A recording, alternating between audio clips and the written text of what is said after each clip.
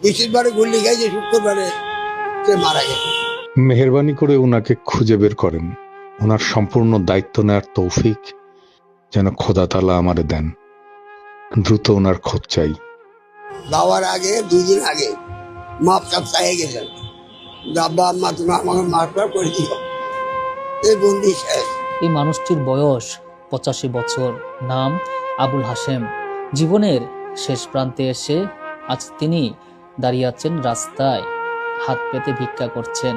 যে বয়সে সন্তানের কাঁধে ভর দিয়ে বাঁচার কথা, সেই বয়সে তিনি ভরসাহীন, অসহায়। আবুল হাশেমের একমাত্র ছেলে বাবু জুলাই যুদ্ধের সময় গুলিবিদ্ধ হয়ে প্রাণ হারান তিনি। সন্তানের মৃত্যুর সেই শোক আজও বহন করে চলেছেন এই বৃদ্ধ বাবা। ছেলেকে হারানোর পর থেকে তার জীবন যেন থমকে গেছে। নামাজ পড়ে বাড়ি সে বাড়ি গুল্লে করছে। আপনার ছেলে চাকরি করতো? হ্যাঁ। কিসে চাকরি করতো? ব্যাংকের সাহেব করে নিয়ে যাইতো। তারপর নামাজ পড়ে বাড়ি সে বাড়ি মানে গুল্লি করছে। ও সাথে কে করছে ওটা তো আমি তো কইতে পারিনি, আমরা তো বাসায় ছিলাম। এই জন্য আমি তো সবাই থেকে চাইছি নেমন খাইতে দিই। আমি একটা হাত বাংলা আমার নমাজ সাহেবের বারবার মানা করছে যে ব্যাংকে নামাজ পড়া গাড়ির ভিতরে নামাজ পড়া।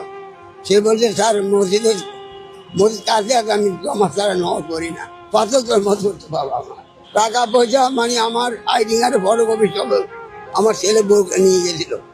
নেওয়ার পরে সরকার কি দিয়েছে না দিয়ে করতে পারে আল্লাহ আমি জানি না।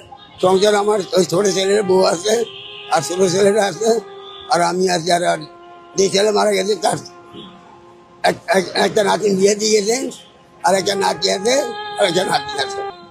কি করবো কান্না কেটে আর কি করবো। ও খরচ মানে ছেলে দিত, ছেলে চালাইতো। আর ছোটো ছেলে আমার চিকিৎসা চালা। ও ছোটো ছেলে নিয়ে আমি আলাদা থাকি, আর বড় ছেলে তার বউ নিয়ে থাকতো। যাওয়ার আগে 2 দিন আগে মাপ চাপ চাইয়ে গেছেন, আব্বা আম্মা তুমি আমাকে মাফ করে দিও, এই বন্দি শেষ। বৃহস্পতিবারে গুল্লি খাইছে, শুক্রবারে সে মারা গেছে। আমি পাইছি ছাত্ররা আমার বোরাতে 5 লাখ টাকা দিয়েছিল। দেওয়ার পরে বোরের 3.5 লাখ টাকা দিয়েছে, আমার 1.5 লাখ টাকা দিয়েছে। এই বন্দি এই বই পেয়েছি, আর পাইনি।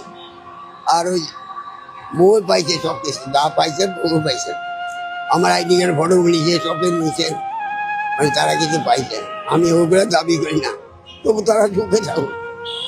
আমার নাইনা তুমি চুপে থাকুক, আর কিছু চাই না। আমার উপরে আল্লাহ দরবার আছে, এই আর ছাড়া আমি কিছু নাই। আমি আগে চাকরি করছি, এই 8টা ভাঙার পর আমি দরবারটা চাইছি না খাই।